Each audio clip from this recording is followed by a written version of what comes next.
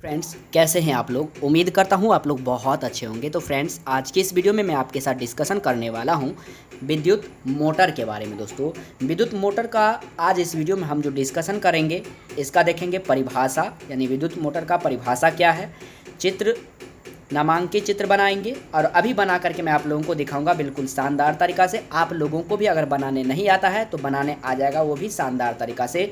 उसके बाद विद्युत मोटर का उपयोग बताने वाला हूँ, रचना बताने वाला हूँ, सिद्धांत बताऊंगा इस वीडियो में। उसके बाद क्रिया विधि बताऊंगा, वो भी शॉर्टकट में, जिससे कि आप लोगों को एग्ज़ाम में दोस्तों अगर ये क्वेश्चन 6 नंबर का या फिर 5 नंबर का अगर पूछता है तो इसमें दोस्तों 1 नंबर भी आपका नहीं कटना चाहिए। 2021 के एग्ज़ाम के दृष्टिकोण से आप लोगों के लिए बहुत ही इम्पॉर्टेंट क्वेश्चन है ये क्वेश्चन दोस्तों।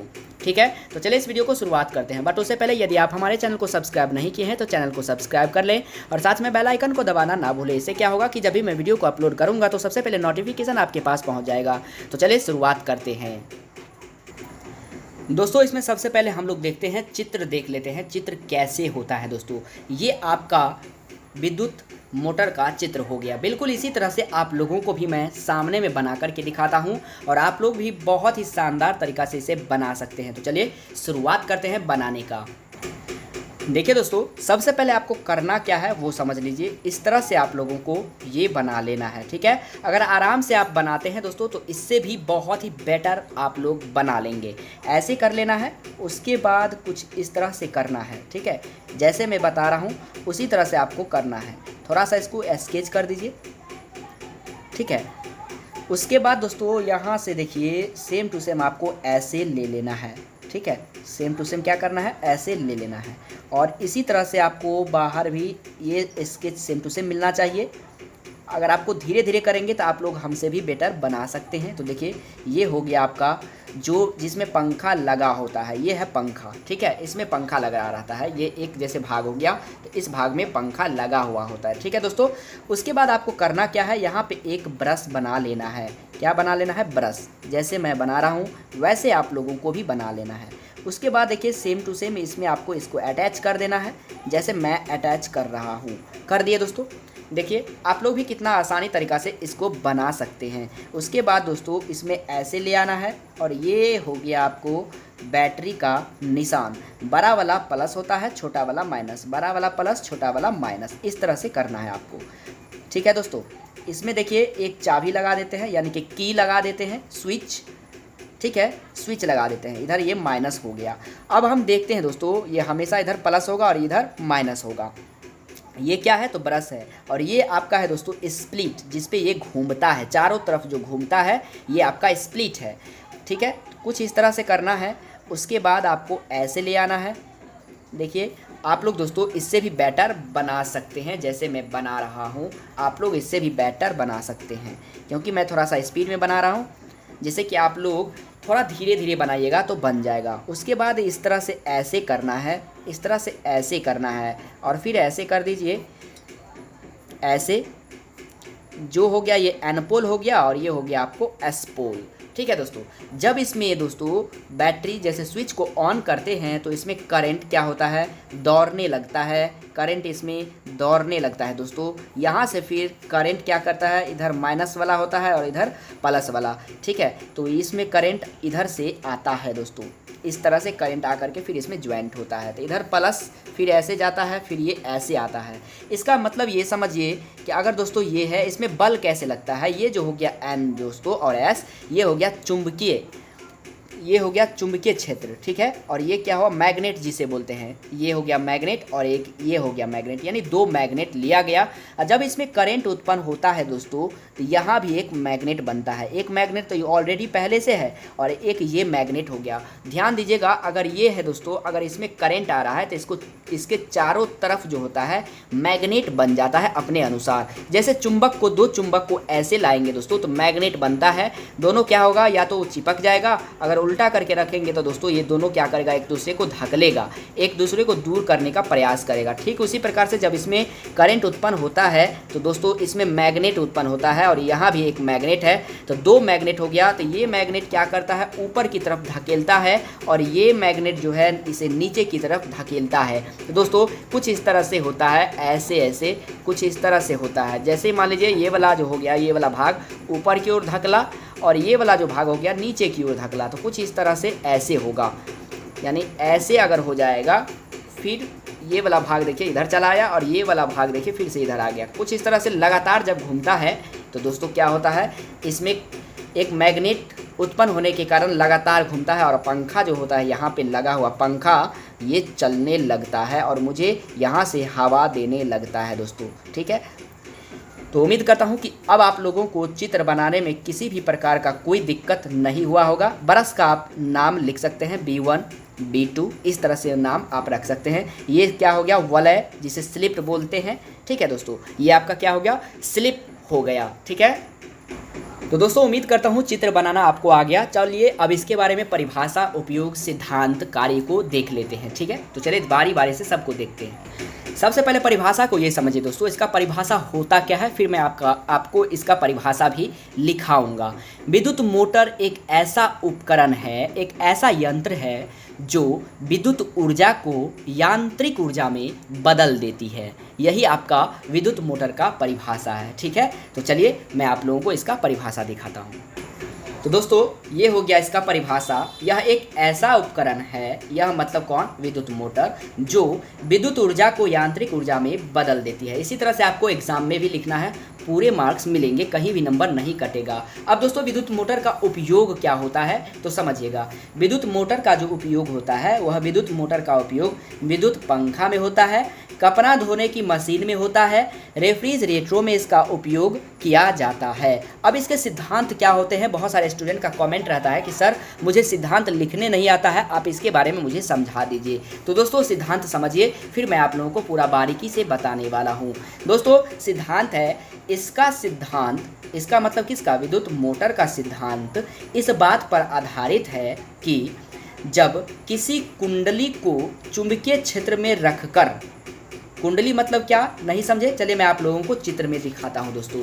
कुंडली आपका जो हो गया, ये हो गया आपका कुंडली, यानी ये इसके बारे में चर्चा कर रहे हैं। ये हो गया क्या, आपका कुंडली हो गया दोस्तों। तो इसको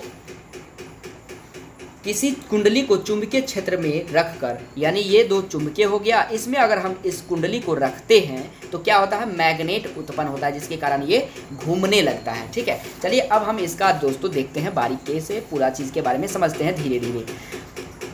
जब किसी कुंडली को चुंबकीय क्षेत्र में रखकर उसमें विद्युत धारा प्रवाहित करते हैं, यानी फिर से समझिएगा दोस्तों, मैं आपको समझा रहा हूँ, देखिए ताकि समझ में भी आना तो चाहिए।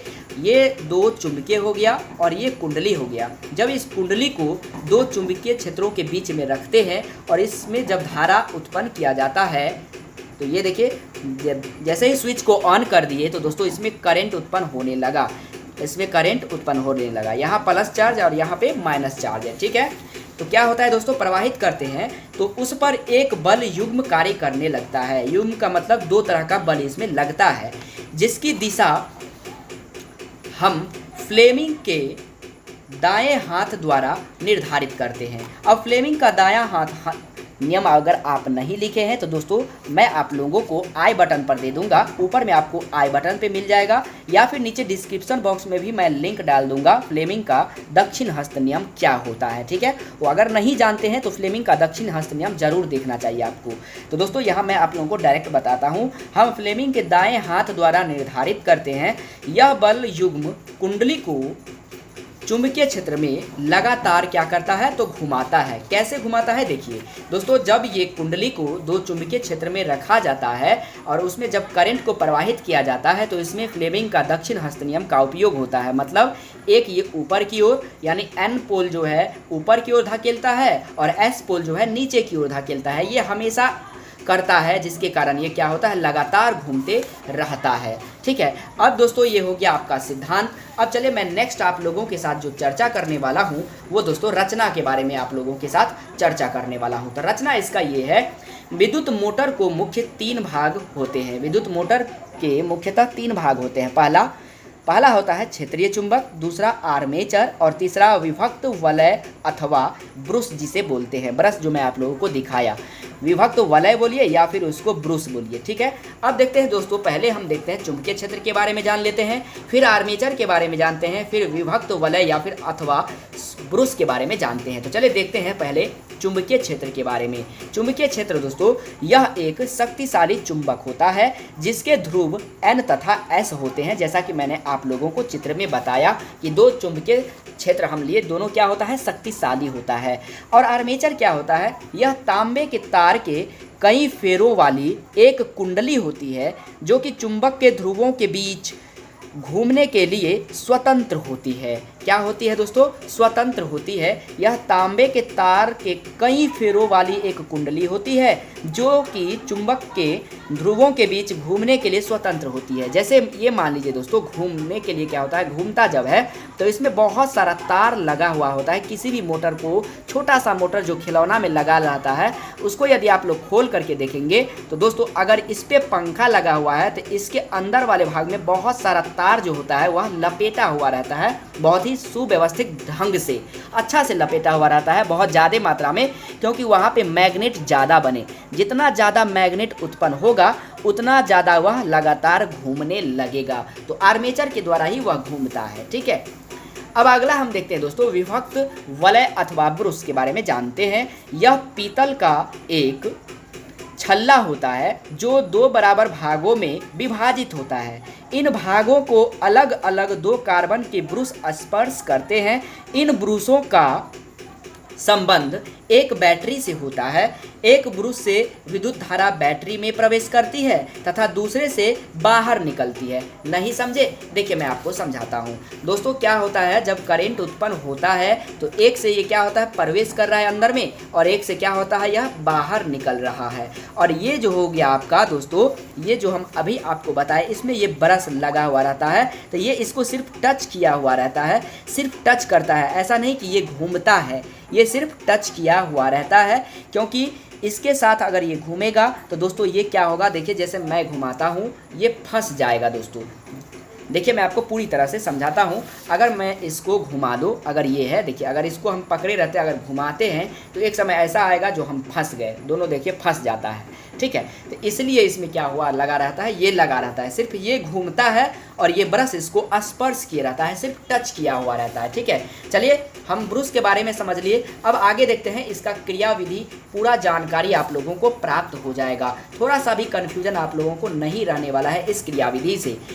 जब बैटरी से कुंडली में धारा प्रवाहित की जाती है तो कुंडली की भुजा पर एक बल नीचे की ओर तथा एक बल ऊपर की ओर कार्य करने लगता है। जैसा कि मैंने आप लोगों को बताया, एक बल ऊपर की ओर और एक बल नीचे की ओर लगता है। एन वाला पोल जो है वह ऊपर की ओर लगाता है और एस वाला जो पोल होता है वह नीचे की ओर बल लगाता है। ठीक है, इन दोनों बलों से बने बल युग्म के कारण वामावर्त दिशा में घूमने लगती है, यानी कि इस तरह क्लॉकवाइज घूमने लगती है, घड़ी जिस तरह से घूमता है। ठीक है, उसी को कहते हैं वामावर्त। कुंडली के साथ उसके सिरों पर लगे वलय भी घूमने लगते हैं। सिरों पर जो वलय लगा रहता है दोस्तों, वो भी क्या होता है, कुंडली के साथ घूमने लगता है। परंतु बैटरी का धन यानी कि प्लस चार्ज ध्रुव सदैव बाएं ब्रुश से तथा यानी बाएं ब्रुश से जुड़ा हुआ रहता है। नहीं समझे? देखिए ये जो प्लस चार्ज है, ये बायां साइड जो हो गया, ये हमेशा इसके साथ जुड़ा हुआ रहता है और इस कुंडली के साथ ये वाला भाग जो है नचता है दोस्तों, इस तरह से ये नचता है। ठीक है, यानी इसका जो ये भाग लगाते हैं ये इस तरह में होना चाहिए। ठीक है, इस तरह इसके साथ टच होना चाहिए और ये वाला भाग दोस्तों इसके साथ टच होना चाहिए। ठीक है, इसके साथ क्या होना चाहिए, टच होना चाहिए सीधा तौर पे। जैसे मैंने ये सीधा खींच दिया, आप लोगों को कुछ इस तरह से सीधा खींच देना है। ठीक है, ये वाला भाग जो है इस तरह से इसमें टच कर देना है। तो ये क्या होता है, ये वाला भाग सिर्फ घूमता है लेकिन ये वाला भाग जो होता है सिर्फ टच किए हुआ रहता है। चलिए आगे देख लेते हैं। इसी तरह से आपको एग्जाम में लिखना है, एक भी नंबर आपको नहीं कटेगा। तब कहता है तथा बैटरी का ऋण यानी कि माइनस ध्रुव दाएं ब्रुश से कुंडली में जुड़ा रहता है, अतः कुंडली उसी दिशा में घूमती रहती है, लगातार घूमती रहती है, किसी भी प्रकार का कोई कन्फ्यूजन नहीं होता है।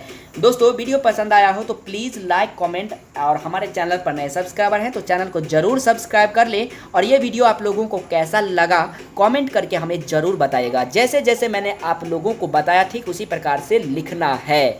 अगर दोस्तों एग्ज़ाम में कहेगा विद्युत मोटर का नामांकित चित्र बनाए तो सिर्फ आप लोगों को नाम लिख देना है, मतलब चित्र बना देना है। ब्रुश को तो ब्रुश लिख देना है, जो वलय था स्प्लिट उसको स्प्लिट लिखना है। जैसे ये देखिए, अगर आपको सिर्फ कहेगा नामांकित चित्र बनाए विद्युत मोटर का तो इस तरह से लिखने के बाद ये हो गया आपका पोल। अगर नाम नहीं भी लिखेंगे तो चलेगा। और ये आपका क्या हो गया, कुंडली हो गया। ये क्या हो गया, ब्रुश हो गया। ये क्या हो गया दोस्तों, ये आपका हो गया स्लिप, जिसे वलय कह सकते हैं। और ये तो पंखी जिस पे घूमता है वो है। तो इतना सारा लिख देंगे, इतना सारा लिखेंगे तो भी आपका काम चल जाएगा। ठीक है। अगर आपको इसमें कहेगा कि दोस्तों विद्युत मोटर की परिभाषा या विद्युत मोटर क्या है, उसका क्रियाविधि लिखें, सिद्धांत क्रियाविधि लिखें, तो दोस्तों आप लोगों को सिर्फ सिद्धांत और क्रियाविधि लिखना है। एक बात ये ध्यान रखना है, अगर आपको पूछता है सिर्फ वर्णन करे विद्युत मोटर का, सचित्र वर्णन करे, तो ये पूरा लिखना है, तभी जाकर के आप लोगों को पूरा नंबर, अगर ये 5 नंबर का पूछता है तो 5 नंबर आपको मिलेगा। अगर 6 नंबर का पूछता है तो आपको 6 नंबर मिलेगा। तो उम्मीद करता हूँ मेरी बातें आप लोगों को समझ में आ गया होगा। वीडियो पसंद आया तो एक बार फिर से वीडियो को लाइक कमेंट, और चैनल पर नए आए हैं तो चैनल को सब्सक्राइब कर लें। तो मिलते हैं नेक्स्ट वीडियो में, तब तक के लिए जय हिंद, वंदे मातरम।